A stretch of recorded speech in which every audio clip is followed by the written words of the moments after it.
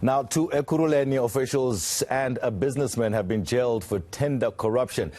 Businessman Veloro Davids and former Ekurhuleni employees Nilesh, Singh and Mphusomadi were involved in a corrupt IT tender. Kaiser Kganyago, SIU spokesperson, joins us now for more details. Kaiser, very good afternoon. Thank you so much for joining us. Just give us the details of the accused fraudulent activity.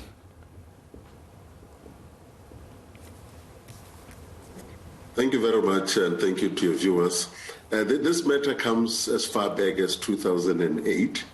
And when in 2008, there was a tender that was given to a company called Meropa Sechabin Technology, which was about 10 months old at the time. And there was a collusion between the owner of this company, Mr. Veloro Davids, together with Mr. Singh, who was married to the family of Mr. Davids. And they colluded and got this tender, and ultimately we did the investigation and found that there was collusion, and this tender was not supposed to have been given to them. But also some of the money was given to another official who was in Ekurhuleni, Mr. Mphusomadi, who went ahead and bought some trucks with the money and so on. The investigations were done. We then referred the matter to the NPA. We worked together with the NPA for all these years, and in the beginning of this year, in February, they were found guilty for corruption and fraud, and today the Pretoria Commercial Crimes Court sentenced them, the two officials, David and Singh, to 10 years for fraud and to 15 years for corruption, which is a victory for us because we believe that people need to see some of these things being done so that they're able to know that crime does not pay. And for now, people are able to see that when people are corrupt, they will be sentenced. And this is what happened today. Mm-hmm. And Mr. Mphusomadi also got 10 years, 4 years of which was suspended, which means he will go in for 6 years.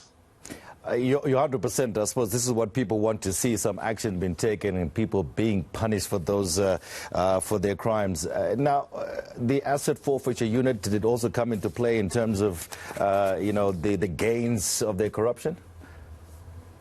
No, definitely. We have been working together nicely with the NPA on this matter, and then we have already seen the asset forfeiture unit taking some of the assets that were proceeds of crime, because no one is allowed to benefit from the proceeds of crime. And this is a clear indication that the money was taken, the assets were taken, but now they are physically now sentenced to imprisonment so that people can see. And 15 years is a lot of many years, because unfortunately, they are running concurrently, which means they will serve 15 years. But 15 years for corruption is a lot. It is basically the maximum that they can get.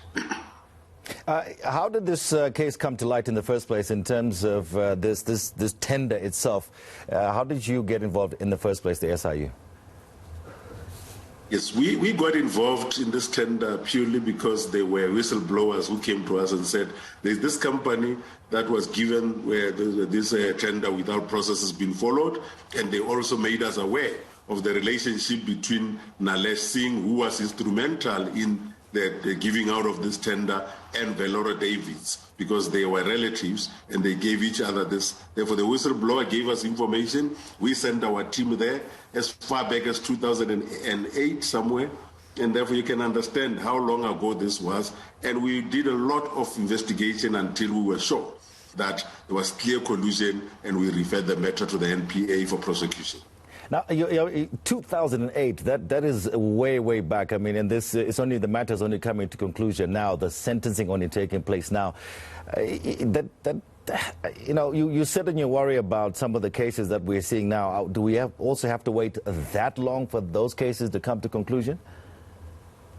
Not necessarily. You would understand that at the time when we were doing this, we had to make sure that we follow a lot of leads that were problematic. But now we've created systems that are there. We have also created the special tribunal that is dealing with the matters very quickly because of the fact that the president felt it fit that the matters that relates to the Special Investigating Unit must be given priority, and hence the Special Tribunal was created. Therefore, you would have seen by now, the cases that started now with the PPE and so on, we have already gone through the process of getting the money back and freezing things. Therefore, we are moving swiftly, and that is going to be done in a quicker manner. And we are working very well with the NPA. They are looking at the evidence that we are putting together, and we are able to then give an assurance that most of these cases will be dealt with the speed that it deserves.